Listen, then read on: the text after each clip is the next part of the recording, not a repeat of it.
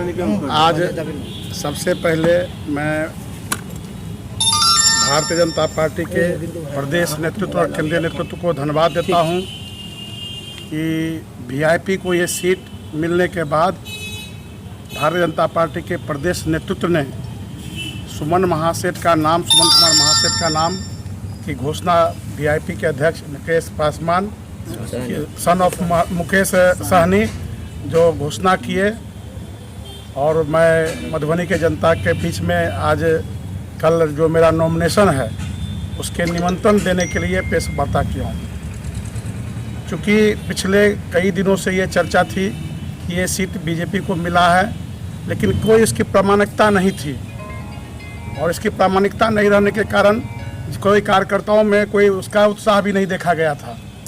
लेकिन जब ये गठबंधन धर्म के तहत वीआईपी को एक सीट गया तो वीआईपी के राष्ट्रीय अध्यक्ष मुकेश सहनी जी ने अपने सिस्टम के माध्यम से हमको खबर किए कि भारतीय जनता पार्टी के प्रदेश नेतृत्व का आदेश है कि ये सीट सुमन महासेठ को ही देना है। और मैं आज उस के कारण आज वीआईपी के शंभू पर लड़ रहा हूँ। 1977 से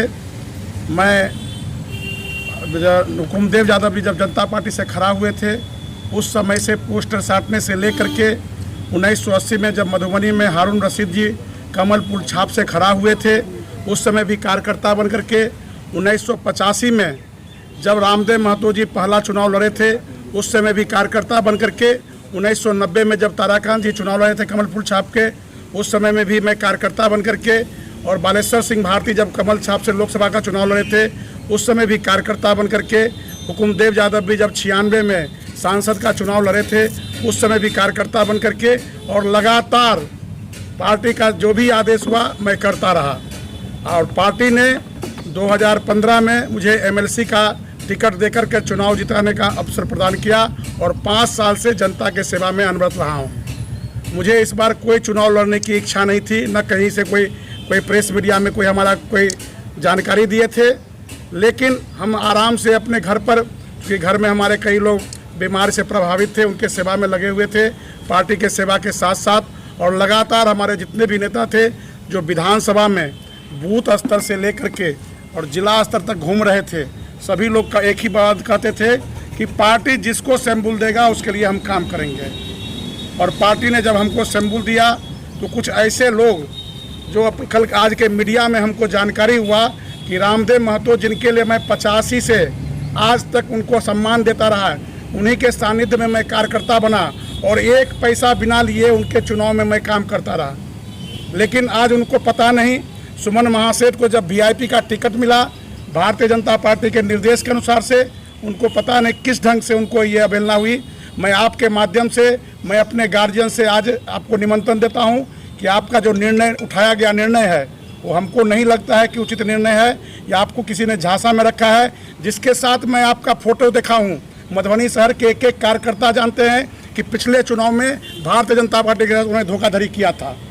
इसीलिए मैं इस मीडिया के माध्यम से आपसे आग्रह करता हूं कि आपको अगर कोई डांडिमा में रख करके आपसे गलत स्टेटमेंट दिला दिया है तो निश्चित रूप से ये पार्टी हित में नहीं है, आपके हित में नहीं है, और प्रदेश के जो नेतृत्व हैं उनके भी नज़र में आपकी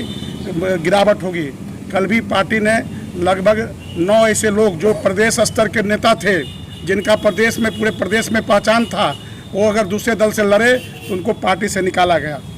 और मैं पूरे मधुबनी विधानसभा 36 मधुबनी के जनता से आग्रह करता हूं कि कल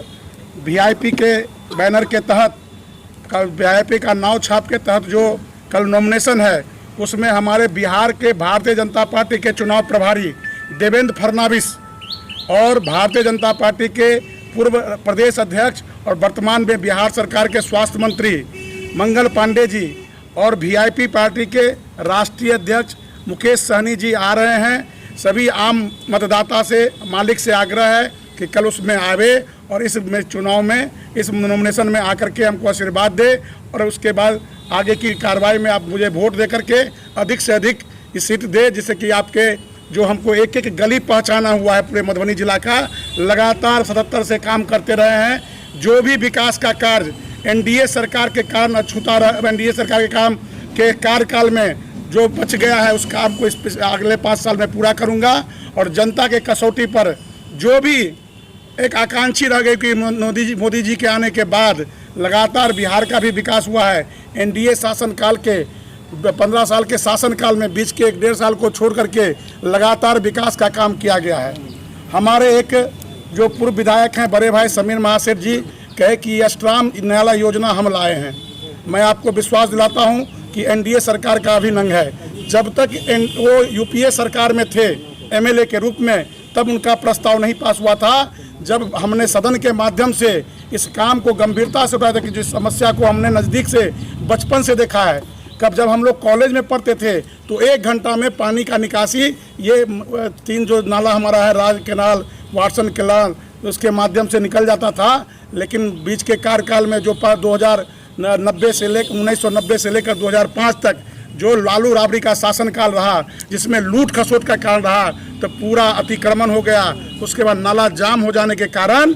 जो बड़ी समस्या बनी, तो हम लगातार सदन में ये बात जब उठाए तो 2017 में जब मेरी एनडीए की पुनः सरकार बिहार में बनी तो इस अष्टराम नाला का योजना पास हुई और अभी लगातार उसमें काम चल रहा है। मैं पूर्व विधायक जी को ये भी बताना चाहता हूँ कि आपके कार्यकाल में जो जनता की अपेक्षा ने किया था, निश्चित रूप से उस कसौटी पर आप खरा नहीं उतरे। लेकिन एनडीए की सरकार पर जो वादा किए थे कि हम 2020 तक सबके घर में हम बिजली पहुँचाएंगे, आज प्रमाण आपके सामने में है। देश के प्रधानमंत्री जी और नीतीश कुमार जी ने ये घोषणा किया था कि हम हर एक घर में नल पहुंचाएंगे, ये प्रमाण आपके सामने है। हमारी एनडीए सरकार ने घोषणा किया था कि हर एक पंचायत में मेरा हाई स्कूल होगा, 9वां और 10 का क्लास होगा, प्रमाण आपके सामने में है। इसीलिए एनडीए की सरकार विकास की सरकार है और जो विनाश के लिए चुनते हैं उनको 1990 में जाना होगा, क्योंकि उस समय में हमारे ऐसे वोटर जो उस समय जन्म भी नहीं लिए थे आज आए हैं। तो मैं मीडिया के माध्यम से बताना चाहता हूं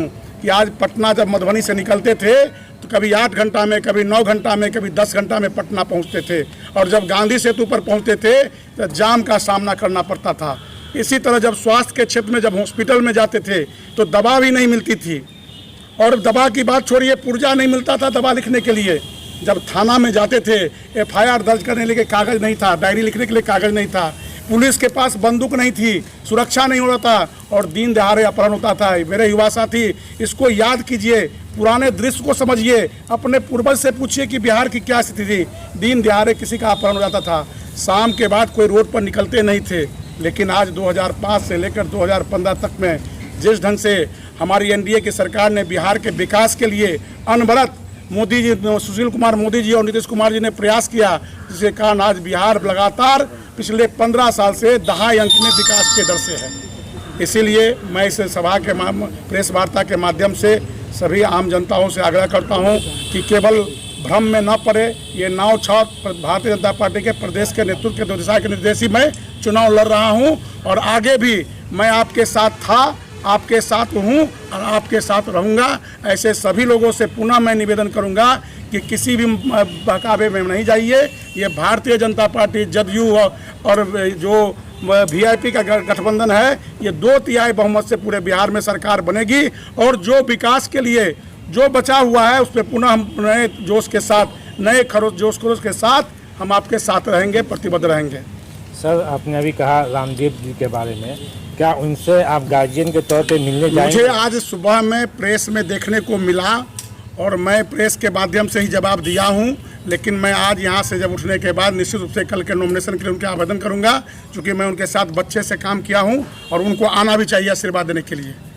और उनके साथ जो लुक्का टाइप का लोग हैं उनको निश्चित रूप से चेतावनी भी है कि भारतीय जनता पार्टी का एक एक कार्यकर्ता तुम्हारे करतूत को जानता है। अगर आप उनको गलत रास्ता पर ले जाइएगा तो उनका तो जो होना होगा होगा ही, लेकिन आपका भी भविष्य सुरक्षित नहीं रहेगा। इसीलिए मैं पुनः इस प्रेस वार्ता के माध्यम से मैं आग्रह करूंगा, प्रदेश नेतृत्व को अभी उन पर विश्वास है कि ऐसा गलत काम वो नहीं कर सकते हैं, लेकिन अगर किसी के बहकावे में आकर किए हैं तो ये काम मैं पुनः उनसे एक बार जरूर बात करूंगा। क्या भूपेंद्र यादव जो है डैमेज कंट्रोल करने के लिए मधुबनी आ रहे हैं 14 को? देखिए, आपको मालूम है अखलाक सिद्दीकी जी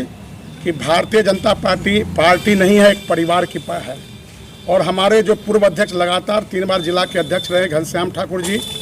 इसी काल में उनके पिताजी स्वर्गवास कर गए और उनके स्वर्गवास में आने जाने की परंपरा भारतीय जनता पार्टी के हर एक कार्यकर्ता के संस्कार में है। चूँकि वो जिला स्तर के, प्रदेश स्तर के हमारे नेता हैं घनश्याम ठाकुर जी, और उनके कार्यक्रम में किसी न किसी प्रतिनिधि को आना था, तो उनका जो प्रवास था उसमें यह तय हुआ कि जो हमारे राष्ट्रीय महासचिव जो पूरे भारत के 10 विधानसभा के चुनाव प्रभारी भी हैं, संगठन प्रभारी भी रहे हैं, और वैसे व्यक्ति उनके यहाँ जा रहे हैं, इससे कार्यकर्ता का मनोबल ऊंचा होगा और उनके पिताजी के अंतिम काज में निश्चित रूप से उनकी श्रद्धांजलि देने के लिए वो आ रहे हैं। मधुबनी में एक युवा भाजपा के नेता अरविंद कुर्वे भी नामांकन सुने। देखिए, इसके संबंध में हमको अभी जानकारी नहीं है, और कोई भी अगर करते हैं तो मैं फिर पुनः आपके माध्यम से ये आग्रह करूंगा कि आपका समय अभी बचा हुआ है, आप अभी तुरंत कुछ ही दिन पहले भारतीय जनता पार्टी ज्वाइन किए हैं, और भारतीय जनता पार्टी के व्यवहार में रचिए बसिए, पार्टी आपको भी मौका देगी। और भविष्य में कोई नहीं जानता, हमको नहीं मालूम था, 77 से काम कर रहे थे, हमको नहीं मालूम था कि कभी हम भी विधायक विधान पार्षद बन सकते हैं। लेकिन जब भारतीय जनता पार्टी में लगातार काम किए तो आज हम भारतीय जनता पार्टी के एमएलसी भी बने, और वीआईपी में जो एमएलए के लिए चुनाव की टिकट मिली है उसमें भारतीय जनता पार्टी के प्रदेश और केंद्रीय नेतृत्व का बहुत बड़ा योगदान है। सर, आखिरी सवाल है कि आखिर क्या वजह था कि लोकसभा के समय महागठबंधन के खाते में वीआईपी सीट मधुबनी आई, और ठीक विधानसभा 2020 में भी वीआईपी के खाते में ही मधुबनी सीट गई? ऐसा है कि अखलाक जी, भारतीय जनता पार्टी जनसंघ की जब स्थापना हुई थी और श्यामा प्रसाद मुखर्जी जब मेरा पहला राष्ट्रीय अध्यक्ष बने थे,